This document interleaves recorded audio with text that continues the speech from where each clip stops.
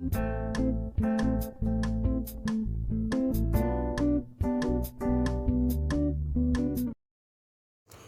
And welcome back to my channel Blossoms with Richa. जैसा कि आप लोग देख रहे हैं कि मैं मेथी की हार्वेस्टिंग कर रही हूँ। तो ये हार्वेस्टिंग मैं मेथी की सेकेंड टाइम कर रही हूँ। फर्स्ट टाइम भी मैंने आप लोगों को शो किया था कि कितनी बढ़िया मेथी हुई है। अब देखिए सेकेंड टाइम भी हार्वेस्टिंग कर रही हूँ और कितनी बढ़िया मेथी ने ग्रोथ ली हुई है। ये सब इसकी प्रॉपर सॉइल मिक्स प्रिपेयर करने के कारण होता है, क्योंकि जब हम अच्छी सॉइल मिक्स प्रिपेयर करते हैं तो हमारे प्लांट्स को चाहे वो वेजिटेबल्स के हों या फ्लावर्स के हों, एक बेस मिल जाता है बहुत अच्छा सा। और उस बेस की बदौलत ही हमारे प्लांट्स अच्छे से ग्रो करते हैं। बाकी तो जो फर्टिलाइजर्स वगैरह हैं हम बाद में ऐड करते रहते हैं, बट मेन जो बेस तैयार होता है वो हमारे सॉइल मिक्स के थ्रू तैयार होता है। जो सॉइल मिक्स हम प्रिपेयर करते हैं अपने प्लांट्स के लिए, उनके थ्रू। तो अब जैसे कि आप लोग देख रहे हैं कि गर्मियों का सीज़न स्टार्ट होने वाला है। फरवरी ये एकदम पीक टाइम है जब आप गर्मियों के वेजिटेबल्स को बो सकते हैं। गर्मियों के वेजिटेबल्स में क्या क्या और कौन कौन से ऐसे वेजिटेबल्स हैं जो कि आप लगा सकते हैं, वो मैं नेक्स्ट वीडियो में आप लोगों को शेयर करूंगी।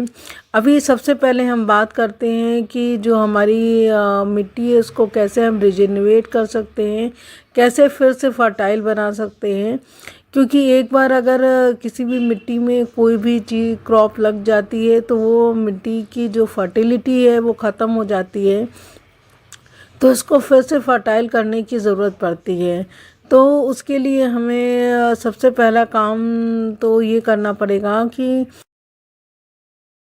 जो हमारे ग्रो बैग्स हैं उनकी मिट्टी जो है उसको हमें धूप में डाल देना होगा 4 से 5 दिन के लिए, जिसमें उसके सारे जर्म्स वगैरह जो भी हैं वो सब मर जाए और फिर से फ्रेश हो जाए। क्योंकि कई बार क्या होता है कि मिट्टी में कभी काई लग जाती है और कभी फंगस वगैरह का अटैक हो जाता है। तो ये सब चीज़ें अगर हम धूप में डाल देंगे मिट्टी अपनी, तो ये सब चीज़ें सब ख़त्म हो जाएंगी और आपकी मिट्टी फिर से फ्रेश हो जाएगी। तो सबसे पहला काम जो हमें करना है वो हमें धूप में मिट्टी को सूखने देना है। अब आप ये देख रहे हैं हमारे फ्लावर्स कितने बढ़िया बढ़िया हुए हैं, वेजिटेबल्स भी बहुत बढ़िया हो रहे हैं। तो ये सब एक्चुअली इसलिए है क्योंकि इनका जो बेस है मिट्टी का वो बहुत बढ़िया प्रिपेयर होता है। तो आज मैं आप लोगों को बताऊंगी कि किस तरह का मिट्टी हम तैयार करें अपनी गर्मियों के वेजिटेबल्स और फ्लावर प्लांट्स के लिए, जिसमें कि गर्मियों में भी हमें उसी तरह से फ्लावर्स और वेजिटेबल्स मिले जैसे कि हमें सर्दियों में मिले हैं। तो आइए देखते हैं। तो अब मैं छत पे आ गई हूँ। तो सबसे पहला काम मैंने ये किया है कि जो मेरे रजनीगंधा के प्लांट थे उनको मैंने फिर से रिपोर्ट किए हैं, सारे बल्ब्स उसके निकाल लिए हैं और एक एक बल्ब में बहुत सारे हो जाते हैं रजनीगंधा। तो इनको मैंने निकाल लिया है और थोड़ी देर धूप में रख दिया है कि जो फंगस वगैरह हो वो उनका चला जाए। अब आप ये देख रहे हैं मैंने कुल गिनती के 4 बल्ब्स थे इसमें और ये देखिए कितने सारे हो गए हैं। एक ही बल्ब में बहुत सारे निकल रहे हैं। देखिए छोटे छोटे से कितने इसके अगल बगल हैं।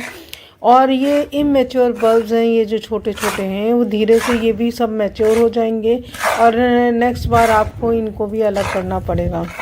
और जितने भी बल्ब एक में जुड़े हुए हैं वो अलग करने के बाद आपके उतने ही प्लांट फिर से तैयार हो जाएंगे। और ऐसा नहीं कि 1 या 2 बल्ब में ऐसा हो, सभी बल्ब आप देख रहे हैं कि सभी में इस तरह के नए नए बल्ब निकल आते हैं। तो अब इनमें जो मैं मिट्टी डालूँगी वही मिट्टी हम बाकी वेजिटेबल्स के लिए भी यूज़ करेंगे। तो आइए हमने देखते हैं मिट्टी में क्या क्या मिलाया है। तो मिट्टी में मैंने मिलाया है 50% मेरी जो गार्डन सॉइल थी जो कि मैंने सुखाई थी, जो पुराने ग्रो बैग्स गमलों से निकली हुई थी, उसको मैंने 4 से 5 दिन के लिए सूखने को छत पे डाल दिया था। तो जब ये मिट्टी हमारी अच्छे से सूख गई फिर मैंने इसमें 30% ऐड की है वर्मी कंपोस्ट और 20% ऐड की है हमने इसमें सैंड।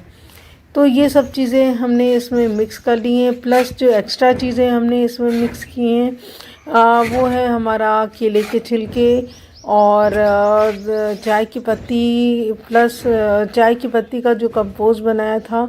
अगर आप कंपोस्ट नहीं भी बनाते हैं तो कोई नहीं, वो चाय की पत्ती को धो के अच्छे से, जो आपकी बचती है भगोने में, उसको अच्छे से धो के, जिसमें उससे सारा दूध और चीनी वगैरह निकल जाए, उसको आप धूप में सुखा लीजिए। वो भी आप ऐड कर सकते हैं, तो उससे भी पूरा न्यूट्रिशन मिलता है हमारे प्लांट्स को और बहुत अच्छा रहता है हमारे प्लांट्स की ग्रोथ के लिए, फ्रूटिंग के लिए, सब चीज़ों के लिए।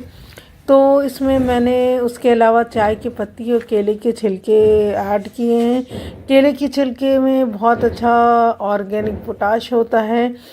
मैं प्लांट्स के बेस ऑयल के लिए भी कोई भी केमिकल वगैरह नहीं यूज़ करती हूँ। सारी ऑर्गेनिक ही चीज़ें यूज़ करती हूँ, इसलिए और केले का जो छिलका है वो बेस्ट सोर्स है पोटाश का, इसलिए मैं हमेशा इसमें ऐड करती हूँ। प्लस थोड़ी सी इसमें मैंने, आप इतनी मिट्टी देख रहे हैं तो इसमें मैंने करीब 10 मुट्ठी करीब नीम की खली ऐड की है और करीबन मैंने इतनी ही इसमें सरसों की खली ऐड की है। तो जो नीम की खली होती है वो एक बेस्ट कहना चाहिए कि फंगीसाइड का काम करती है और सरसों की खली फर्टिलाइज़र और फंगीसाइड दोनों का काम करती है। तो ये दोनों चीज़ें आप ज़रूर से अपने इस गार्डन सॉइल के मिक्सचर में ऐड करें। मैंने इन सब प्लांट्स में जो आप देख रहे हैं इतने बढ़िया ग्रो कर रहे हैं, इनमें यही मिट्टी रिपोर्टिंग में यूज़ की है। ये आप देख रहे हैं कितने बढ़िया फ्लावरिंग हो रही है, कितना बढ़िया पंसुतिया का हमारा प्लांट देखने में लग रहा है।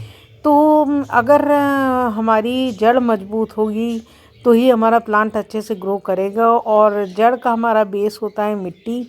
तो जितनी अच्छी हमारी मिट्टी बनेगी, जितनी फर्टाइल हमारी मिट्टी होगी, उतने ही हमारे प्लांट्स अच्छे से ग्रो करेंगे। तो इन चीज़ों का आप अगर ध्यान रखेंगे तो आपका प्लांट भी इसी तरह होगा और आप भी इसी तरह फ्रूटिंग और फ्लावरिंग अपने प्लांट से पा पाएंगे। तो ऐसे ही आप भी अपने जो मिट्टी है वो तैयार करें। और फिर से मैं एक बार शॉर्ट में रिव्यू कर दे रही हूँ कि आपको क्या करना है। आपको अपने पुराने गमलों और ग्रो बैग्स की जो भी मिट्टी है उसको 2 से 3 दिन के लिए धूप में सुखा लेना है, जिससे उसके सारे जर्म्स मर जाएं। उसके बाद आपको उनको फर्टिलाइज़ करना है, उनको फर्टाइल करना है, जिसके लिए आपको उसमें वर्मी कंपोस्ट, केले के छिलके या चाय की पत्ती की कंपोस्ट, थोड़ी सी सरसों की खली का पाउडर और नीम की खली का पाउडर ऐड करना है। यहाँ पर पोटाश वगैरह के लिए मैंने सब नेचुरल चीज़ें ही यूज़ की हैं। तो अगर आप इस तरह अपना सॉइल मिक्स प्रिपेयर करेंगे तो आपके प्लांट भी उसी तरह से ग्रो करेंगे, उसी तरह से फ्रूटिंग और फ्लावरिंग करेंगे जिस तरह की मेरे प्लांट्स कर रहे हैं। आप मेरे हार्वेस्टिंग के जो वीडियोज़ हैं वेजिटेबल के हार्वेस्टिंग के, वो देख सकते हैं कि कितनी ज़्यादा वेजिटेबल्स हमारे यहाँ टेरेस गार्डन में होती है। और फ्लावरिंग भी आप देख ही रहे हैं इस समय की कितनी बढ़िया होती है, चाहे गर्मियाँ हों चाहे वो सर्दियाँ हों। तो इस तरह का सॉइल मिक्स भी आप लोग ज़रूर से प्रिपेयर करें और इसी तरह की फ्रूटिंग और फ्लावरिंग पाएँ। तो ये था हमारा आज का वीडियो। आपको कैसा लगा कमेंट करके ज़रूर से बताइएगा, और अगर अच्छा लगा हो तो प्लीज़ लाइक करिएगा, शेयर करिएगा, और अगर आप फेसबुक पे देख रहे हैं तो प्लीज़ हमें फॉलो करिएगा। So keep watching and thank you for watching the video.